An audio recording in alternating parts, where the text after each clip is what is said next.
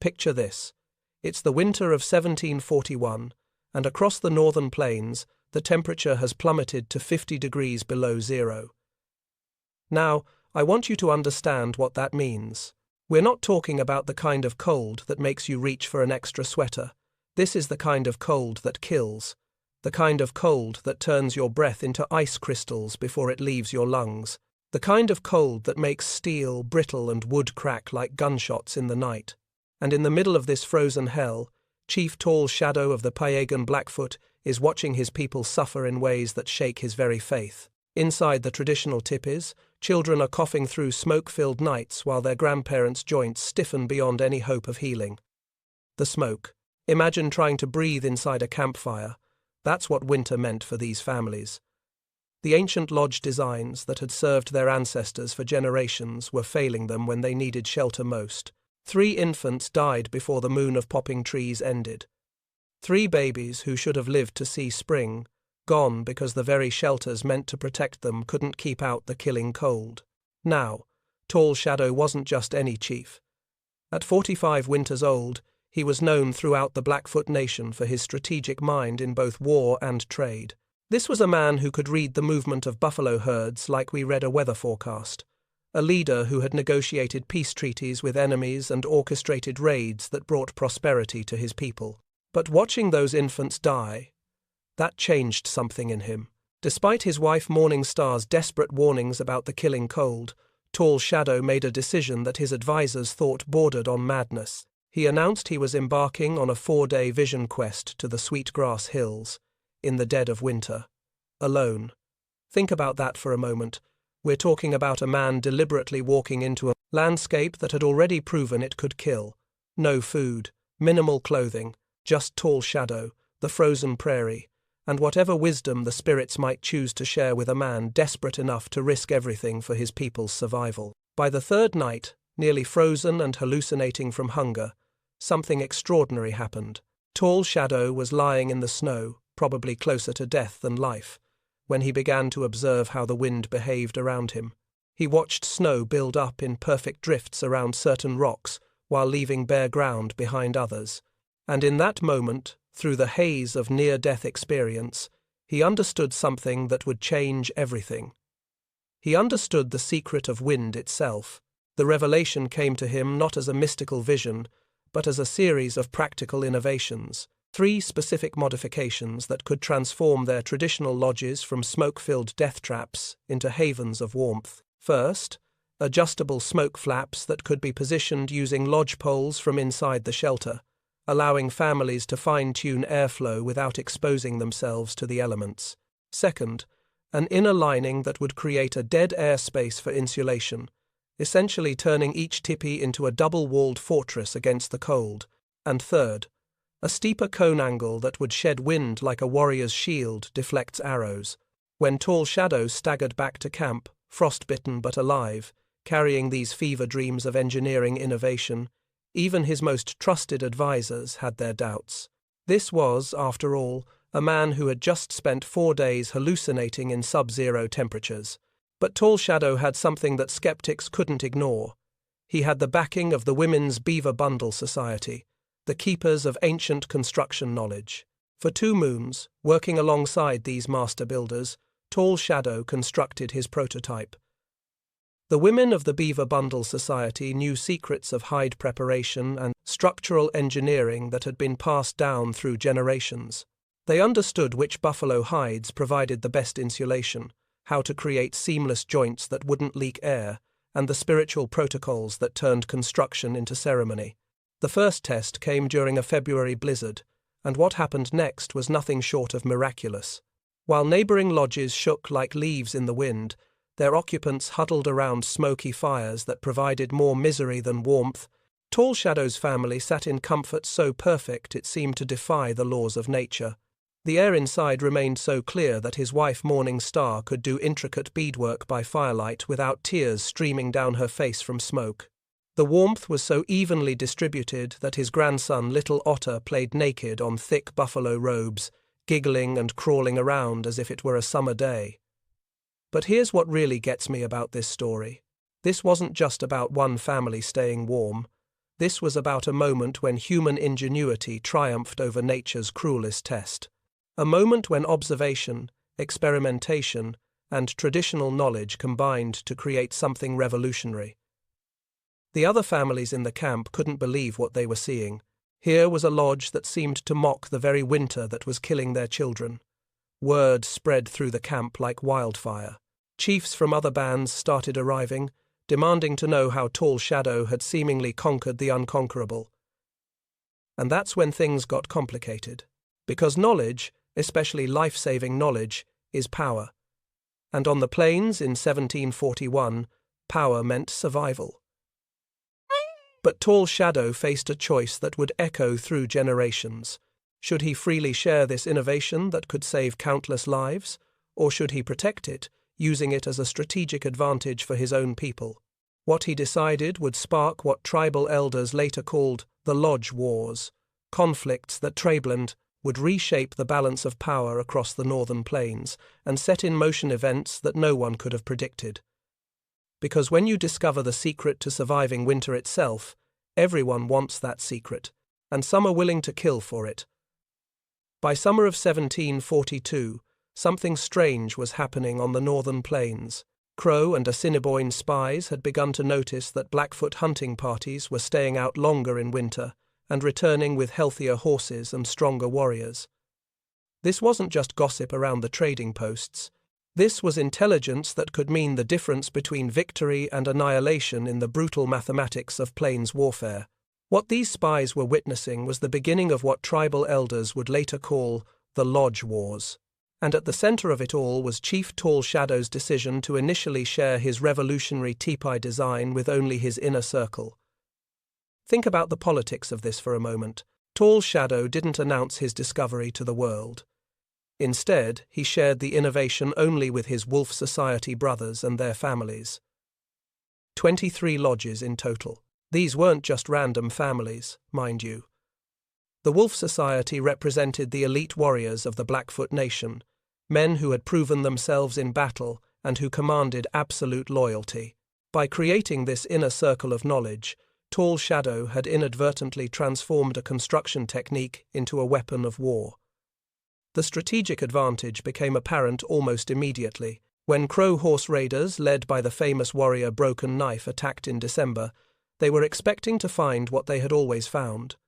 Weakened winter camps, where families huddled around smoky fires, where warriors moved slowly in the bitter cold, where horses stood gaunt and vulnerable in makeshift shelters. Instead, they encountered Blackfoot warriors who had slept warmly and fought with the strength of summer. The battle was a devastating Crow defeat that shifted territorial boundaries and established new hunting grounds for the Blackfoot. But more importantly, it sent a message across the plains that something fundamental had changed in the balance of power. Now, rival tribes weren't stupid. They knew something was different, but they couldn't figure out what. The Tipis looked similar from the outside. The Blackfoot weren't using any new weapons or horses, yet somehow they had gained an advantage that seemed to come from nowhere. This is where the story gets really fascinating, because it shows you how desperate people become when they know there's a secret that could save their own families. The Gros Ventre tried the honey trap approach.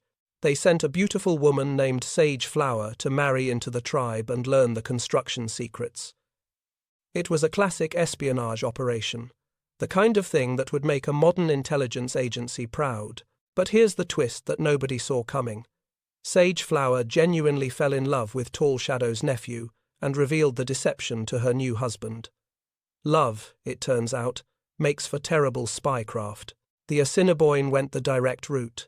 Their traders offered 50 horses and 200 steel knife blades for just one properly constructed lodge. To put that in perspective, 50 horses represented the wealth of an entire extended family.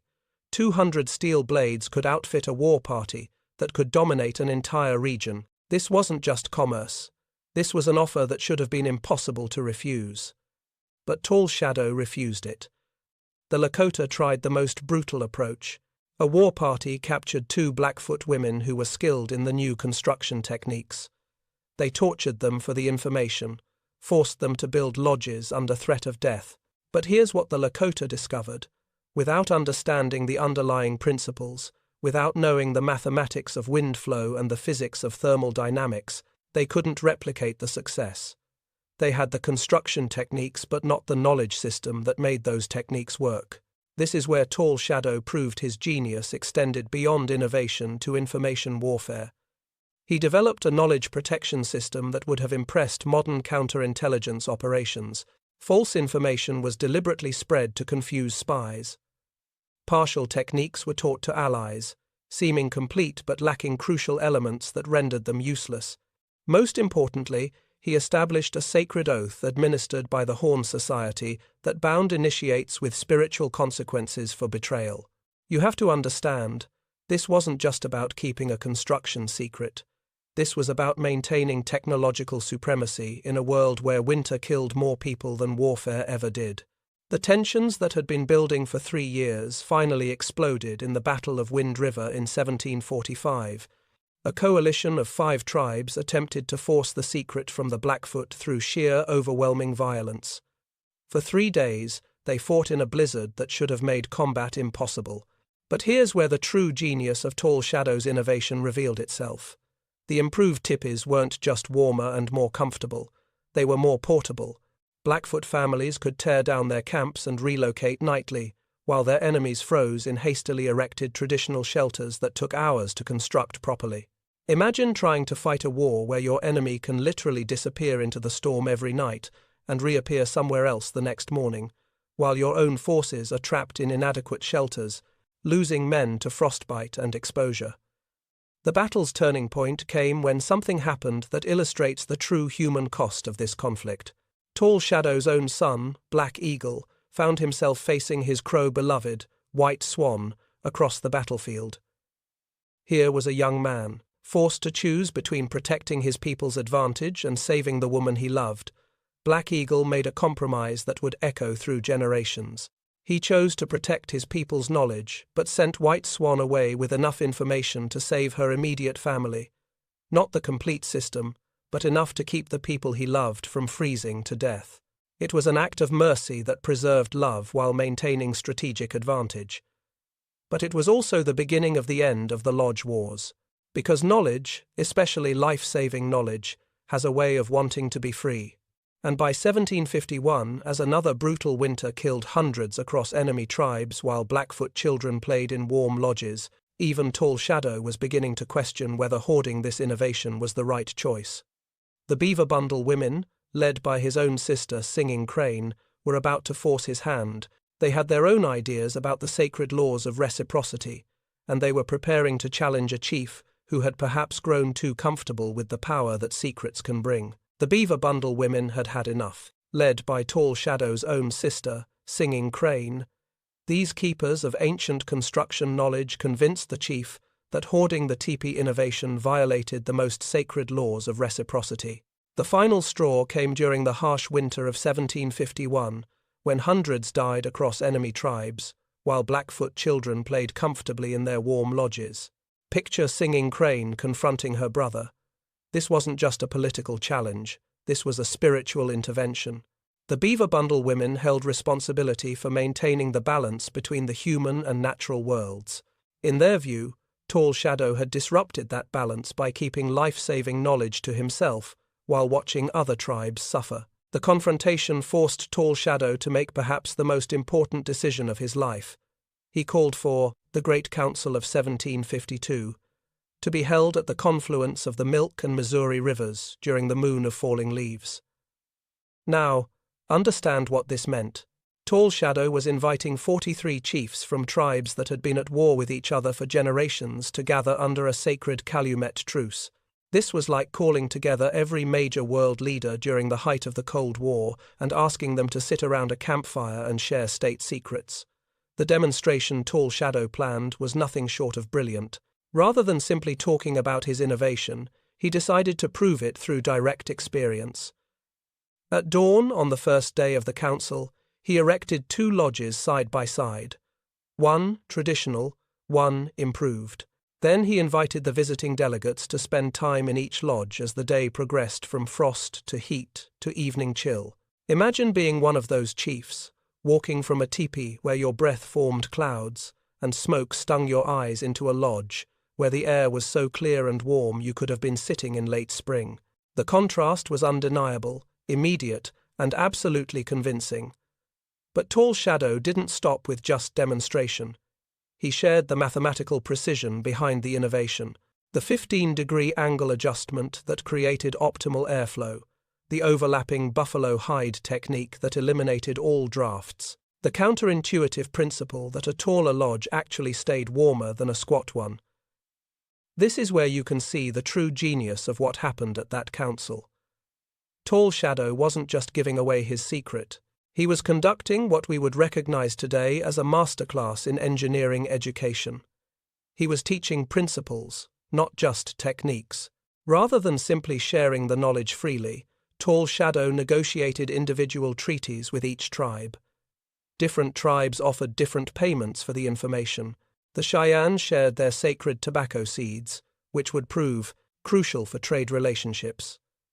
The Arapaho taught their star navigation methods, knowledge that would help Blackfoot hunters track across vast distances. The Mandan provided agricultural techniques that would prove essential during later famines. What Tall Shadow had done was transform a construction secret into a network of knowledge exchange that strengthened relationships across the entire northern plains. The spread of the innovation followed the ancient highways of kinship and marriage. Daughters carried construction skills as part of their dowries, but here's the fascinating part. They embedded the measurement instructions in teaching songs disguised as spiritual verses. A young woman could sing what sounded like a traditional prayer while actually transmitting precise engineering specifications. Within 3 years, improved lodges appeared from the Saskatchewan River to the Platte. But each tribe didn't just copy the Blackfoot design. They adapted it, improved it, made it their own. The Lakota incorporated winter count designs on the inner lining, turning their lodges into historical records. The Comanche developed a lighter version suited to their southern range and more mobile lifestyle. The Hidatsa created semi-permanent versions that influenced their earth lodge architecture. This is what real innovation looks like when it's allowed to spread freely. Not just adoption, but adaptation and improvement. The results were remarkable. The spread of this knowledge coincided with a population increase across the plains, as infant mortality dropped by approximately 50%, and elderly relatives survived winters that would have killed them in previous generations. Tribal oral histories call this period the generation of warm winters. But let me put this in perspective for you. We're talking about a single innovation that reduced child mortality across an entire region by half. In modern terms, this would be like discovering a medical treatment that cut childhood deaths from disease by 50% worldwide. The demographic impact was enormous. Think about what this meant for tribal societies. More children surviving to adulthood meant more warriors, more hunters, more craftspeople. Elders living longer meant more accumulated wisdom, more cultural knowledge preserved. The improved tipis didn't just save lives, they strengthened entire cultures. The knowledge networks that Tall Shadow established through those individual treaties created something unprecedented on the plains, a system of technological cooperation that transcended traditional tribal boundaries. Innovations could now spread rapidly across vast distances, carried by the same marriage and kinship networks that had always connected plains peoples. But perhaps most importantly, the Great Council established a precedent. It proved that life-saving knowledge could be shared without destroying the competitive advantages that tribes needed to survive. The key was understanding that knowledge shared is knowledge multiplied, not knowledge lost.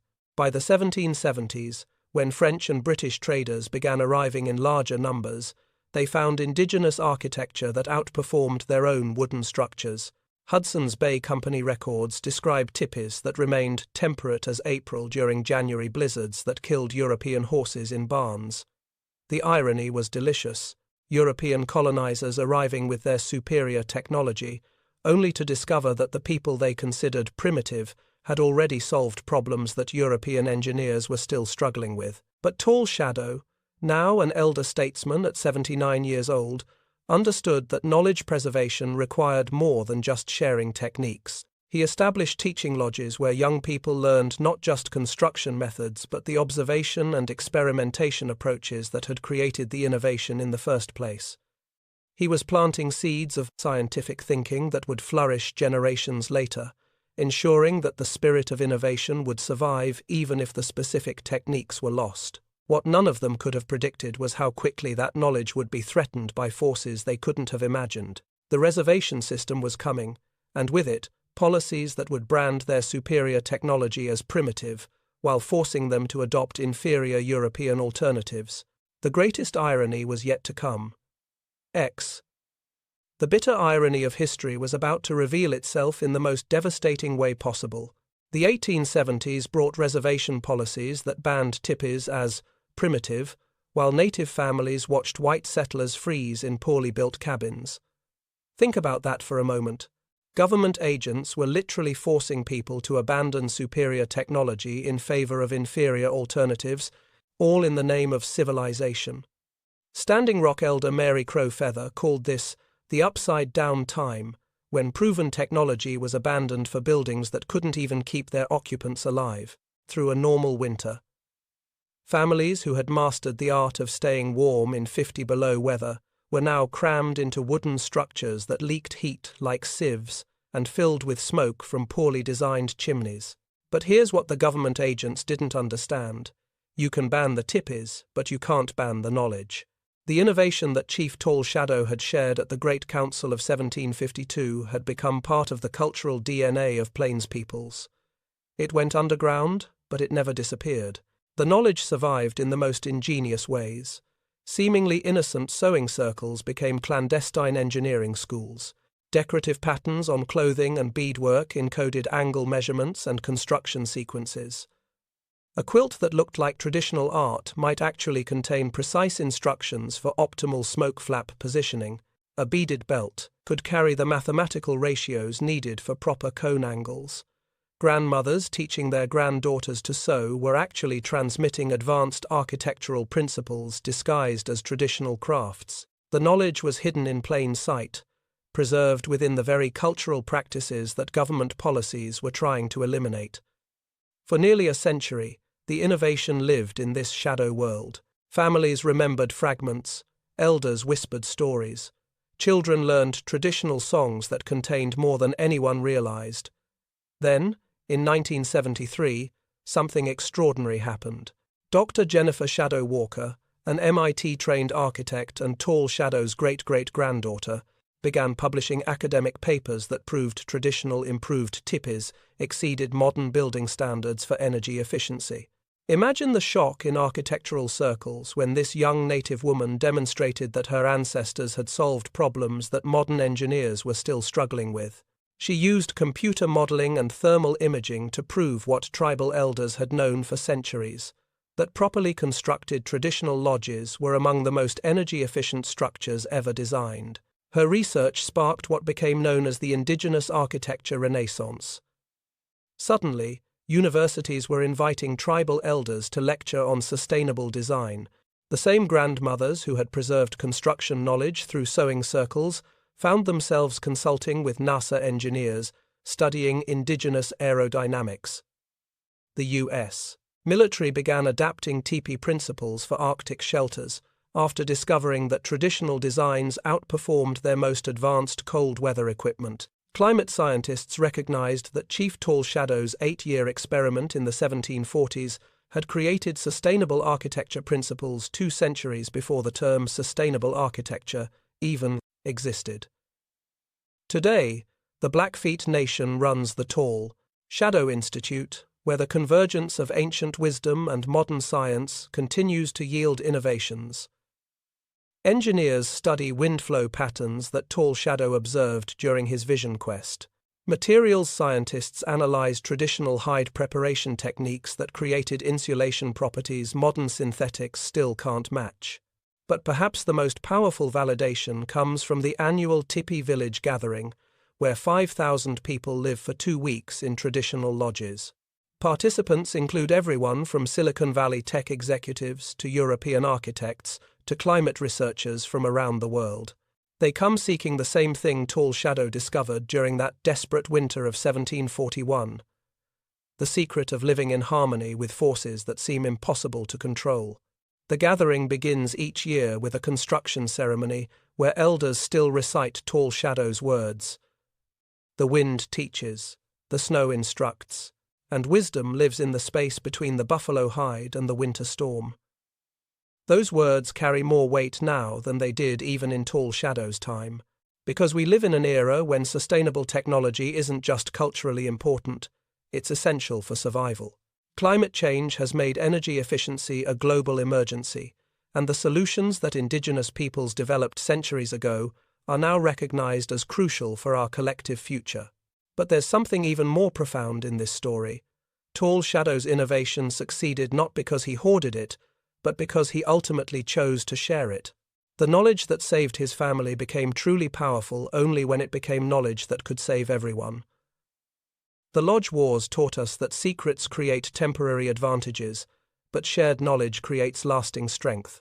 The Great Council showed us that innovation thrives when cultures collaborate rather than compete. The survival of this knowledge through the reservation era proved that indigenous wisdom systems are more resilient than the policies designed to destroy them, and perhaps most importantly, the modern renaissance of these techniques demonstrates that traditional knowledge isn't primitive or outdated. It's often more advanced than what we call cutting-edge technology. The story of Chief Tall Shadow and the improved Tipis is ultimately a story about how innovation happens when observation meets desperation, when traditional knowledge combines with experimental thinking, and when the courage to share transforms individual brilliance into collective wisdom. In our current moment, as we face environmental challenges that threaten the survival of communities around the world, there's something deeply relevant about a chief who chose to save his people by learning from the wind itself. His legacy reminds us that the most powerful technologies often come not from laboratories or factories, but from careful observation of the natural world and the wisdom to work with forces rather than against them. The winds still have teeth on the northern plains. Winter still tests the ingenuity of anyone brave enough to face it. But thanks to one man's vision quest and his decision to share what he learned, families still gather in warm lodges, where children can play naked on buffalo robes while blizzards rage outside. That's not just architectural innovation. That's the triumph of human knowledge over the harshest forces nature can summon. And it's a reminder that the most revolutionary discoveries often come from the oldest wisdom, waiting patiently for someone bold enough to listen to what the wind has always been trying to teach us.